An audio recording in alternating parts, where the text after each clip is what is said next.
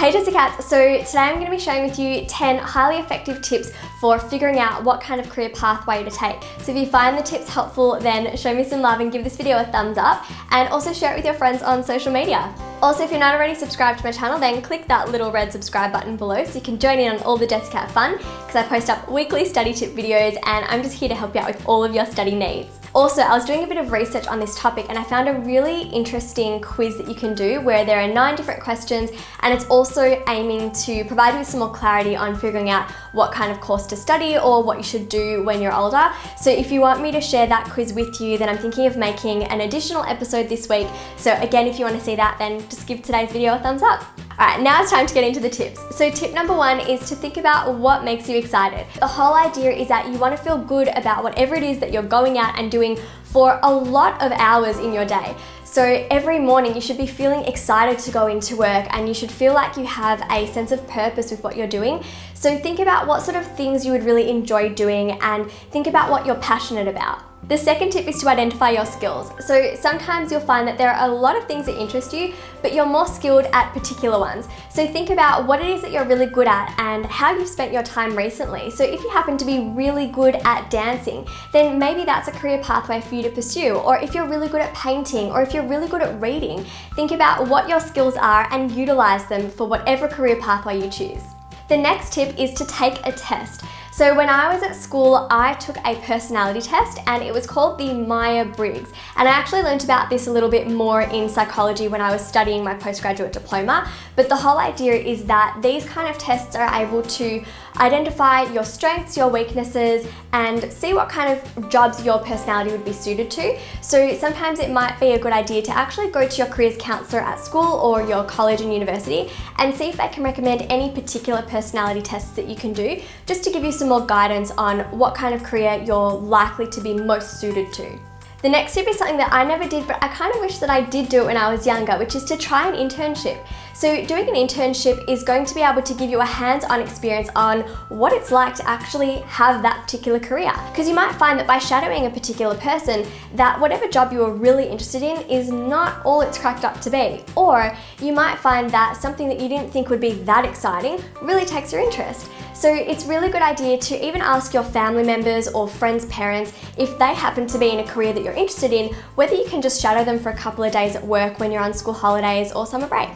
The next tip is to keep an open mind. So I really like the idea of brainstorming a whole range of kinds of careers that you could choose, because at the end of the day, you don't want to limit yourself. This is something that can encompass your life for decades, and so you want to actually think through all the different options. Don't limit yourself to whatever your friends are doing or whatever your parents have told you since you were young, because you need to be happy with whatever it is that you choose to pursue as a career. So I recommend getting a big piece of cardboard and just brainstorming all the different kinds of careers that even remotely interest you, so that you can look into them a little bit further and then cancel them out knowing that you have explored what they would involve and that you've really done your research. Another tip is to dare to be different. So I know that this can be a little bit scary, but if all of your friends happen to want to go to a particular college or study a particular course, it does not mean it's a good idea for you to do the same thing. You need to think about what you want to do with your future. And I think it's really important to think about all the different kinds of careers that are now available to us that were never available 5 years ago, 20 years ago. I mean, being a YouTuber was never actually a career until really recently. So dare to be different and follow whatever it is that sparks your interest. Another tip is to ask other people. So instead of just trying an internship, actually sit down with someone and ask them what it's like to have that particular career. If you happen to be interested in being a psychologist, go and meet with a psychologist and ask them what's it like to sit down and counsel clients and hear about their problems, but also help them through their challenges. It's really important that you get an inside perspective on whatever it is that you happen to be interested in as well. Tip number 8 is to use the G+P+V formula. So this formula is all about your gifts, plus your passions, plus your values.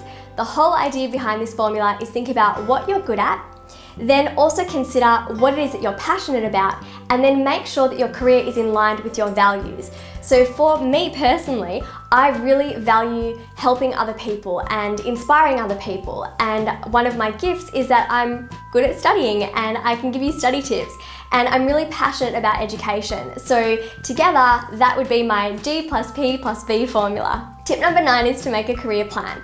So apart from just saying to yourself that you're going to be a doctor, a lawyer, a teacher, an artist, a dancer, actually think how you're going to get to that point. So I really like the idea of creating a goal timeline and then marking out the different steps that you have to take in order to achieve that end goal. For example, it might mean thinking of the different classes that you have to take at school, followed by the different grades that you might need in order to get into a particular course at a particular university. Tip number 10 is probably the most important tip, so I saved it till last, which is to know that your studies and your career is a journey. So whilst you may not know exactly what it is that you want to do right now, or you might be in high school, or you might already be at university, it's okay. It's okay to change your mind, and it's okay to be unsure about what it is that you want to do. And I hope that today's tips are going to be able to give you some more clarity and guidance and help you figure out what kind of career pathway to take.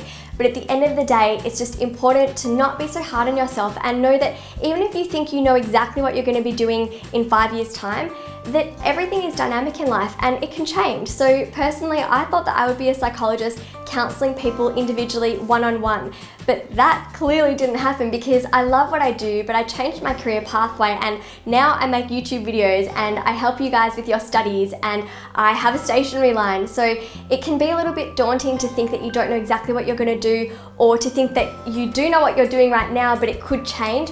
But it's okay, and just know that I'm here to support you guys, and your parents are here, you have friends, there are other resources at your school and university like your teachers and career counsellors, so there are many people out there and we all want to help you succeed. So it's just a matter of, really just being true to yourself and asking for help if you ever need it, and that guidance is always going to be there.